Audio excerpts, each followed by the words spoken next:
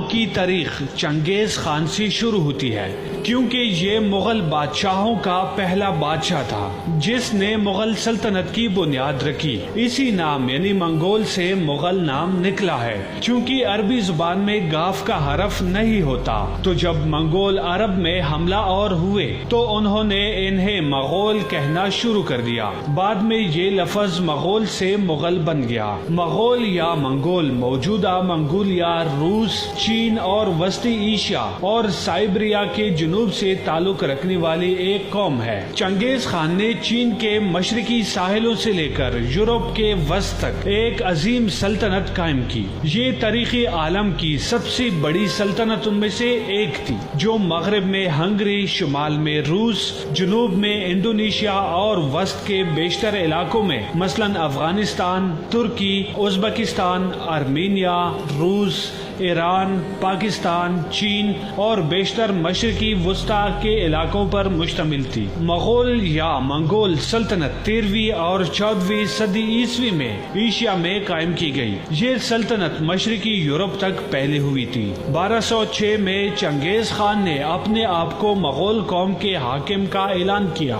جب وہ 1227 میں مرا تو وہ وسطی ایشیا، شمالی چین اور مشرقی فارس کا کچھ حصہ فتح کر چکا تھا۔ چنگیز خان کے بعد اس کے جانشینوں میں ہلاکو خان سب سے زیادہ مشہور ہوئے۔ اس کے جانشینوں نے فتوحات کا سلسلہ جاری رکھا، یہاں تک کہ مغلوں کا دوسرا دور 13ویں صدی عیسوی میں امیر تیمور سے شروع ہوتا ہے۔ تیمور ایک ترک قبیلے برلا سے تعلق رکھتا تھا، جس کا چنگیز خان کے خاندان سے قریبی تعلق تھا۔ امیر تیمور کا تعلق سمرقند سے تھا۔ تیمور نے اپنی زندگی میں 42 ممالک فتح کیے۔ ان کا شمار دنیا کے ان چند لوگوں میں ہوتا ہے جنہوں نے اپنی زندگی میں ایک وسیع علاقہ فتح کر کے ایک عظیم سلطنت قائم کی تھی۔ فتوحات کی وسعت کے لحاظ سے تیمور کا شمار سکندر اعظم اور چنگیز خان کے ساتھ دنیا کے 3 سب سے بڑے فاتح سپہ سالاروں میں ہوتا ہے۔ تاریخ میں امیر تیمور کا ذکر بھی چنگیز خان اور ہلاکو خان کی طرح انتہائی ظالم اور جابر بادشاہوں میں ہوتا ہے۔ اگر برصغیر پاک و ہند کی بات کی جائے تو شہنشاہ ظہیر الدین بابر کو برصغیر میں مغلیہ سلطنت کا بانی کہا جاتا ہے۔ ظہیر الدین بابر کے دور میں مغل پورے برصغیر میں پھیل گئے اور ان کی تعداد میں خاطر خواہ اضافہ ہوا۔ ظہیر الدین بابر نے 1526 میں پہلی جنگ پانی پت میں دہلی سلطنت کے آخری سلطان ابراہیم لودھی کو شکست دے کر مغلیہ سلطنت کی بنیاد رکھی۔ مغلیہ سلطنت اپنے عروج میں تقریباً پورے برصغیر پر حکومت کرتی تھی، یعنی موجودہ دور کے افغانستان، پاکستان، بھارت اور بنگلہ دیش کے ممالک پر مشتمل خطے پر ان کا دورہ تھا۔ 1526 میں دہلی اور آگرہ کی فتح کے بعد صرف چند ماہ میں لودھی کی تمام سلطنت کو زیر کر لیا۔ 17ویں صدی عیسوی میں بھارت کے تمام مرکزی ایشیائی تارکین وطن ازبک، چغتائی،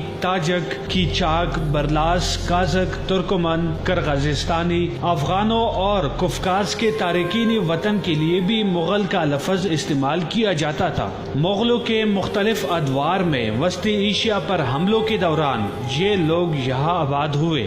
چنگیز خان سے تیمور اور تیمور سے ظہیر الدین محمد بابر تک ایران اور جنوبی ایشیا پر حملوں کے دوران یہ لوگ یہاں مقیم ہوئے۔ بابر کی موت کے بعد اس کا بیٹا نصیر الدین ہمایوں بادشاہ بنا۔ اسے اپنے بھائیوں کی دشمنی اور مخالفت کا سامنا کرنا پڑا۔ افغان سردار شیر شاہ سوری نے اسے شکست دے کر دہلی چھوڑنے پر مجبور کر دیا۔ کچھ عرصہ تک وہ ایران میں پناہ گزین ہوا۔ شیر شاہ سوری کے انتقال کے بعد 15 سال بعد 1555 میں اس نے ایک بار پھر مغل سلطنت حاصل کی، مگر 1 سال سے کم عرصہ میں اس کا انتقال ہو گیا۔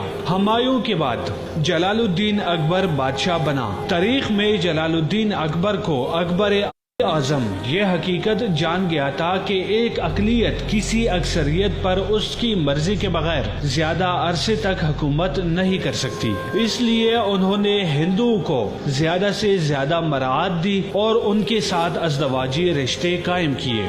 دینی الہی کی وجہ سے اکبر مسلمان امراء اور بزرگان دین کی نظروں میں ایک ناپسندیدہ شخصیت قرار پایا۔ شہنشاہ اعظم نے اپنے دربار میں 9 ایسے نورتن رکھے تھے جن میں سے ہر ایک اپنی جگہ باکمال تھا، جن میں بیربل، ابو فضل، فیضی قصے آج بھی عوام میں بے حد مقبول ہے۔ اکبر بادشاہ کے بعد اس کا بیٹا نور الدین جہانگیر تخت نشین ہوا۔ اس کے بیٹے خسرو نے جہانگیر کے خلاف بغاوت کر دی۔ جہانگیر نے باغی فوج کو شکست دے کر باغیوں کو سرعام پھانسی دی اور شہزادہ خسرو کو اندھا کروا دیا۔ جہانگیر کے بعد شہزادہ خرم شاہ جہاں کے لقب سے تخت نشین ہوا۔ شاہ جہاں نے تاج محل اپنی بیوی ممتاز محل کی یاد میں تعمیر کروائی تھی۔ 1983 میں تاج محل کو اقوام متحدہ کے ادارہ برائے تعلیم، سائنس اور کلچر نے عالمی ثقافتی ورثے میں شمار کیا۔ اس کے ساتھ ہی اسے عالمی ثقافتی ورثہ کی بہترین تعمیرات میں سے ایک بتایا گیا۔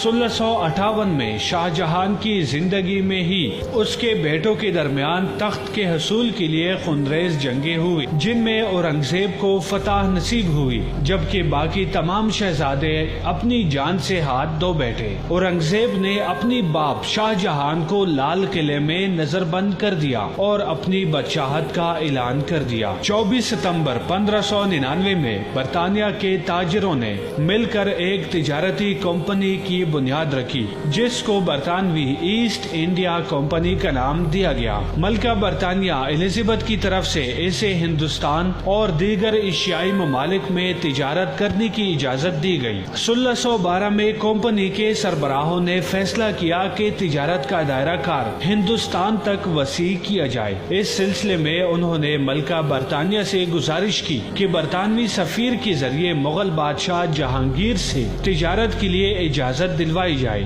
چنانچہ مغل بادشاہ نور الدین محمد جہانگیر نے برطانوی ایسٹ انڈیا کمپنی کو ہندوستان میں تجارت کی اجازت دے دی اور اس کے ساتھ ہی مغل سلطنت کا زوال شروع ہو گیا۔ 1857 میں جنگ آزادی کے بعد آخری مغل بادشاہ بہادر شاہ ظفر کو گرفتار کر لیا گیا اور بعد میں ایک خود ساختہ عدالت کے ذریعے بہادر شاہ ظفر کو جنگ و جدل کا ذمہ دار قرار دیا گیا۔ بہادر شاہ ظفر نے اپنی زندگی کے آخری ایام رنگون میں جلاوطنی کی حالت میں گزارے۔ اس کے ساتھ ہی مغلوں کے دور حکومت کا خاتمہ ہوا۔ آج بھی بھارت، پاکستان، افغانستان، نیپال اور بنگلہ دیش میں ایک بڑی تعداد مغل قوم کی آباد ہے۔ ایک رپورٹ کے مطابق مغل پاکستان کی سب سے بڑی